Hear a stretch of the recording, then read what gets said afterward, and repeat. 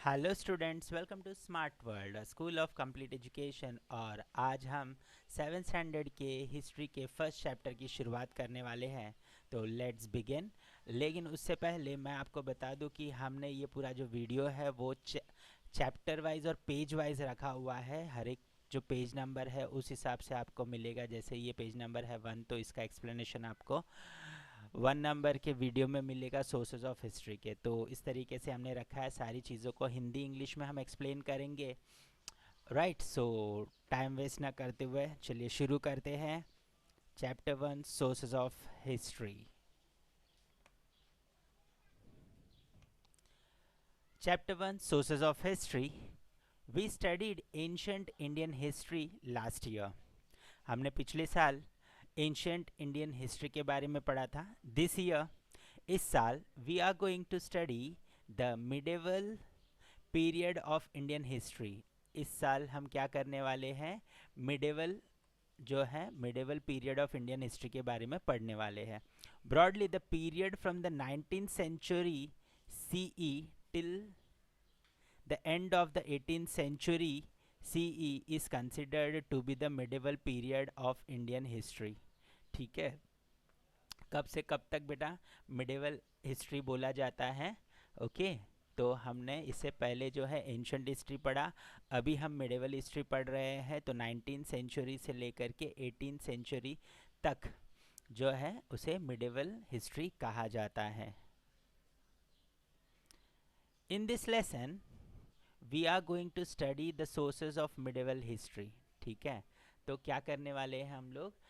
इस जो particular chapter है इसमें हम लोग मिडिवल हिस्ट्री के सोर्सेस के बारे में पढ़ेंगे कि मिडिवल हिस्ट्री में क्या सोर्सेस थे।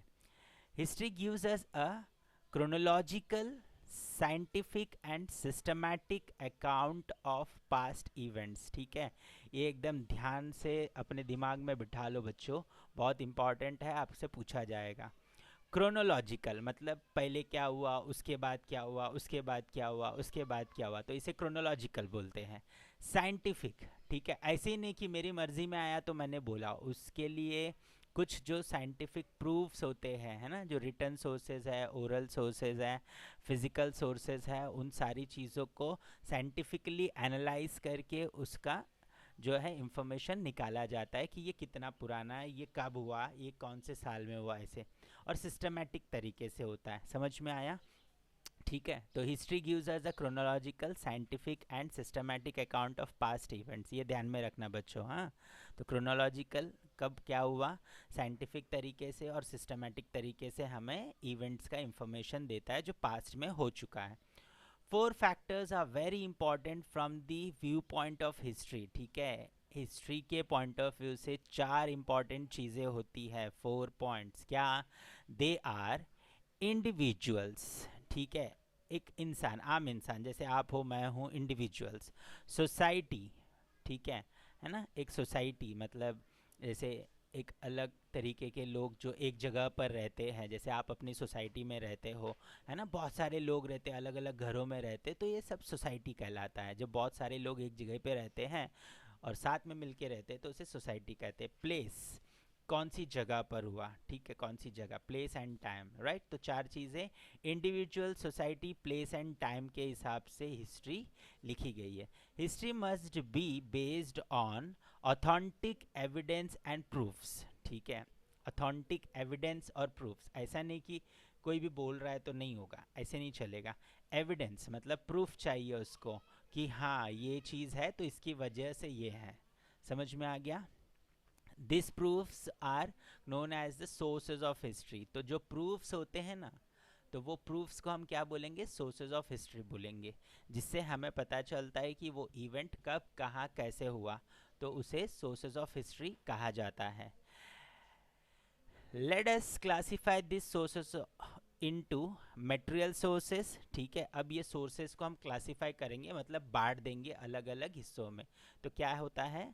मटेरियल सोर्सेज होते हैं, ठीक है, मटेरियल सोर्सेज, रिटन सोर्सेज होते हैं एंड ओरल सोर्सेज होते हैं। ठीक है, to learn more about them let us also evaluate the sources of history.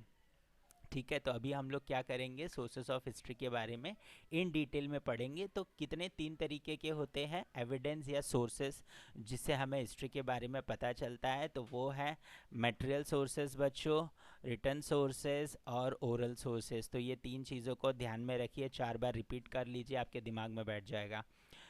We have to consider many factors related to the historical events that we want to study. ठीक है, we have to consider many factors related to the historical events that we want to study. तो हमें बहुत सारी चीज़ों को consider करना पड़ता है, बहुत सारी चीज़ों को मानना पड़ता है अगर हम हिस्टोरिकल इवेंट मतलब जो चीज़ें हुई थी, जो एक्टिविटीज़ हुई थी, उसे समझने के लिए। ठीक है, it is necessary to support our study with historical sources. ठीक है, अब ऐसे है कि हमने सोचा और कुछ पता लगाना चाहा तो ऐसे ही नहीं मान सकते, तो क्या करना है हमें, हिस्टोरिकल सोर्सेस मतलब ये जो 3 चीज़ें हैं, 3 उसके बेसिस पे हमें स्टडी करना पड़ेगा, है ना। हमें अपने चीज़ों को उसका सपोर्ट देना पड़ेगा, उसे ऑथेंटिक बनाने के लिए, मतलब सब लोग मानने के लिए हमें उसका प्रूफ देना पड़ेगा।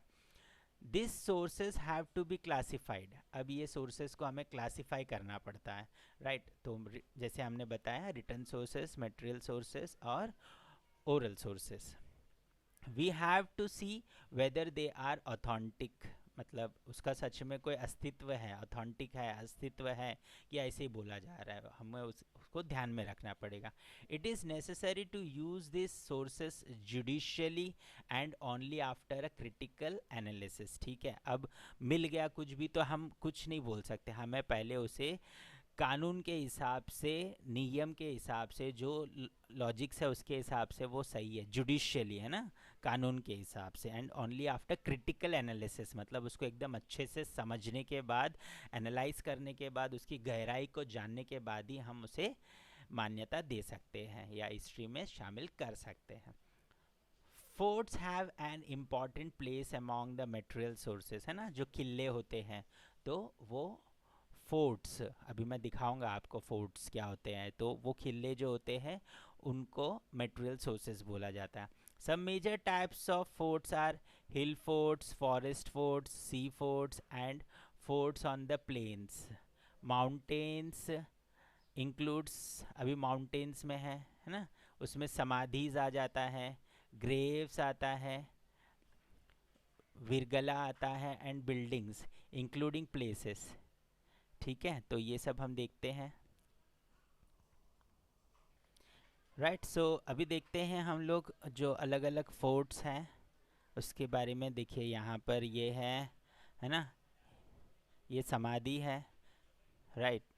और यहाँ पे देखिए मस्तानी समाधि यहाँ पर है, ये फोर्ट है, देख सकते हो आप, ये भी फोर्ट है, राइट। तो इस तरीके से देखिए ये सब है, ये मस्तानी की समाधि है यहाँ पर, है ना, ये फोर्ट है।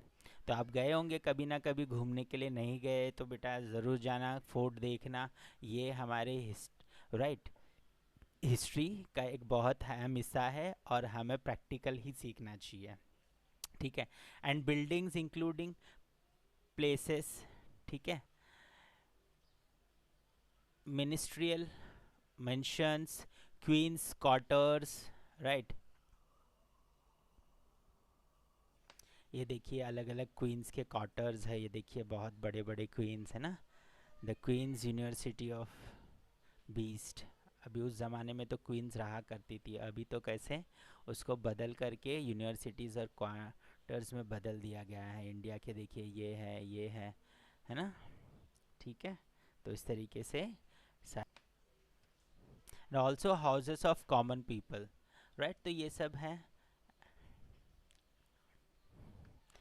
राइट। सो मटेरियल सोर्सेस में क्या क्या मिलेगा आपको, फिजिकल सोर्सेस में आपको क्या क्या मिलेगा, मेमोरियल्स मिलेंगे, बिल्डिंग्स मिलेंगे, है ना, केव एंड स्कल्पचर्स मिलेंगे, ठीक है,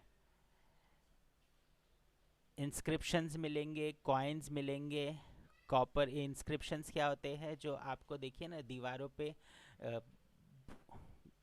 जो बनाया जाता है, राइट, कर्विंग करके बनाया जाता है, उसे इंस्क्रिप्शंस कहते हैं। कॉपर प्लेट्स मिलेंगे, फोर्ट्स मिलेंगे, राइट। सो ये सारी चीज़ें आपको मिलेंगी मटेरियल सोर्सेज में।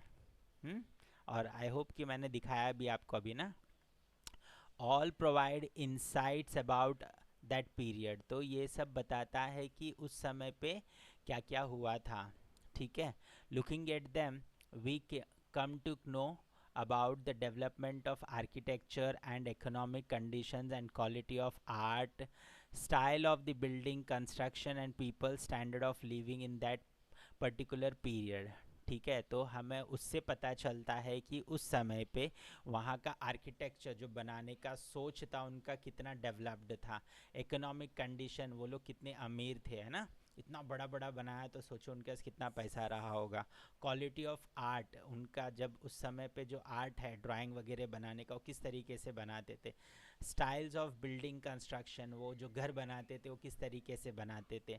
And people standard of living, मतलब वो अपने रहन सहन के लिए किस तरीके का व्यवहार करते थे और किस तरीके से रहते थे, राइट। सो ये पता चलता है मटेरियल सोर्सेस से। Can you tell how do coins narrate history, ठीक है, क्या आप बता सकते हो हिस्ट्री कॉइन से कैसे पता चलता है।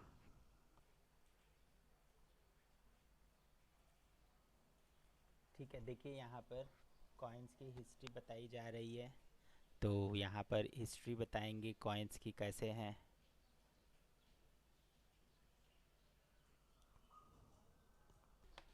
देखिए यहाँ पर ये अलग अलग तरीके के कॉइन्स हैं, है ना, यहाँ पे लिखा रहता है कॉइन्स पे कि कौन से साल में उसे बनाया गया है और कौन सा राजा था, उनका सिम्बॉल्स रहता है उस कॉइन्स पर, बराबर है कि नहीं। देखिए यहाँ पर उस राजा के फ़ोटोज़ वगैरह हैं। ओके, सो इस तरीके से कॉइन्स के बारे में हम पता लगा सकते हैं। यहाँ देखिए बच्चों, है ना, कॉइन्स का हिस्ट्री देखो, 169, 158, फिर 137 BC में ये कॉइन बना, फिर 115 और 14 में इस तरीके के कॉइन्स थे। फिर देखिए यहाँ पर रोम में, है ना, ठीक है, यहाँ पे रोमा लिखा हुआ है और ये उनका सिंबल था, 71 CE में बना। फिर उसके बाद यहाँ पर ओके, तो राज मुद्रा होती थी, राजा लोगों के फ़ोटोज़ होते थे और वहाँ पे इनक्रीव करके लिखा रहता था, ठीक है। फिर देखिए वहाँ के जानवर जो उस समय पे थे, वहाँ पे जो बड़ा जानवर होता था उसका लिखा रहता था। ओके, तो इस तरीके से सारी चीज़ें, राइट। तो ये होता है कॉइन्स के थ्रू हिस्ट्री पता लगाना। आई होप आपको समझ में आ गया होगा अभी, राइट।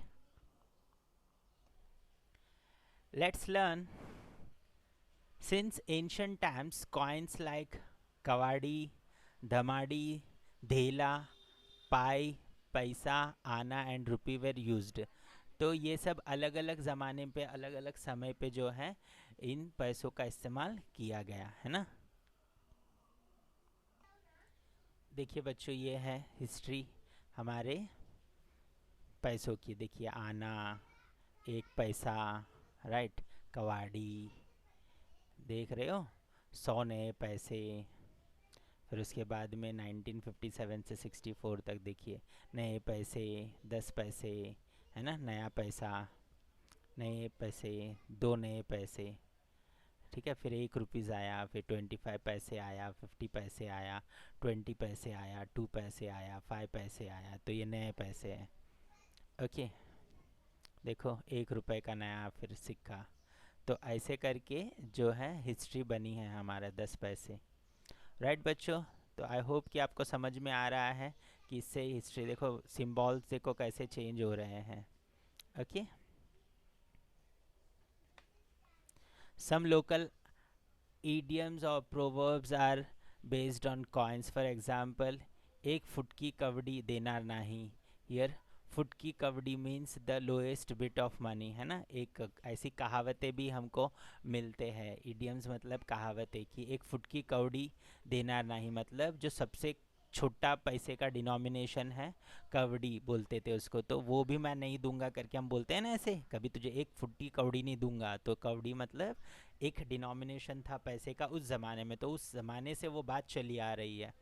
16 आने सच, ठीक है, 16 आने सच मत मीन्स 100% ट्रू, ठीक है। अभी बोलते हैं ना हम लोग, 16 आने सच बोला तूने, मतलब एकदम सही बोला, 100% सही बोला।